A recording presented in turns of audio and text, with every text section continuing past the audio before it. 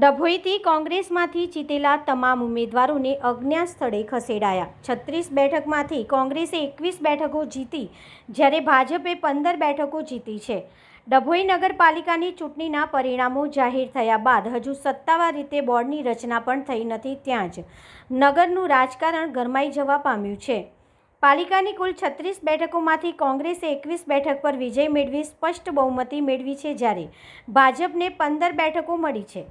સામાન્ય રીતે બહુમતી મળ્યા બાદ સત્તા રચનાનો માર્ગ સરળ માનવામાં આવે છે, પરંતુ ડભોઈમાં હાલ જે રાજકીય પરિસ્થિતિ સર્જાઈ છે તે જુદી જ કહાની કહી રહી છે।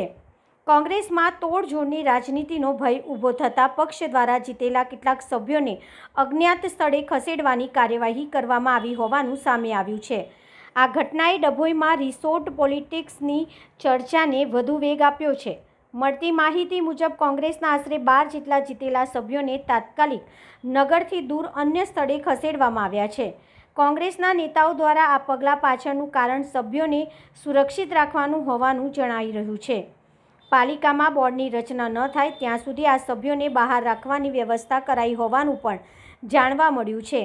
જોકે સત્તાવાર રીતે કોઈ નેતા આ મુદ્દે ખુલ્લું નિવેદન આપતા ટાળી રહ્યા છે, છતાંય રાજકીય વર્તુળોમાં ચર્ચા ગરમાઈ છે કે પક્ષને પોતાના સભ્યો તૂટવાના ભયે આ પગલું ભરવું પડ્યું છે। ડભોઈની રાજનીતિમાં આ પ્રકારની પરિસ્થિતિ પહેલીવાર સર્જાઈ નથી। વર્ષ 2015ની પાલિકા ચૂંટણીનો અનુભવ કોંગ્રેસ માટે આજે પણ એક કડવો પાઠ સમાન માનવામાં આવે છે। તે વખતે કોંગ્રેસે 36માંથી 28 બેઠક પર જીત મેળવી હતી અને સાથે જ 4 અપક્ષ સભ્યોના સમર્થનથી કુલ 32 સભ્યોનો આંકડો પહોંચ્યો હતો।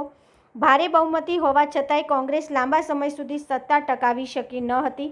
આંતરિક અસંતોષ, રાજકીય ખેંચતાણ અને સભ્યોની ગેરસમજૂતીના કારણે 2.5 વર્ષમાં જ કોંગ્રેસનું બોર્ડ અસ્થિર બન્યું હતું। એ સમયના રાજકીય બનાવોએ કોંગ્રેસને ભારે નુકસાન પહોંચાડ્યું હતું। હવે એ જ ભૂલ ફરી ન થાય તે માટે કોંગ્રેસે આ વખતે વધુ સાવચેત બની હોવાનું રાજકીય વિશ્લેષણો માની રહ્યા છે।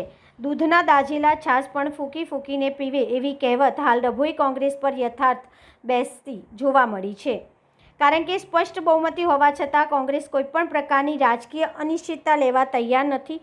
પક્ષના આંતરિક સૂત્રો મુજબ બોર્ડ રચાય ત્યાં સુધી સભ્યો પર સતત નજર રાખવાની અને તેમને સંગઠન સાથે જોડી રાખવાની વ્યૂહરચના તૈયાર કરવામાં આવી છે। પક્ષના વરિષ્ઠ નેતાઓ દ્વારા પણ જીતેલા સભ્યો સાથે સતત સંપર્ક જાળવી રાખવામાં આવી રહ્યો છે। બીજી તરફ ભાજપ તરફથી જાહેરમાં કોઈ પ્રકારની તોડજોડની રાજનીતિ કરવામાં આવી રહી નથી તેવું કહેવામાં આવી રહ્યું છે, છતાંય કોંગ્રેસના આ પગલાંએ રાજકીય શંકાઓને બળ આપ્યું છે। ભાજપના કેટલાક સ્થાનિક આગેવાનોનું માનવું છે કે કોંગ્રેસ પોતાના આંતરિક અસંતોષથી જ ડરી રહી છે। કોંગ્રેસે પોતે જ પોતાના સભ્યોને બહાર ખસેડીને પક્ષની અંદરની અસુરક્ષા બહાર લાવી દીધી છે તેવી ટિપ્પણીઓ પણ રાજકીય મંચો પર થઈ રહી છે।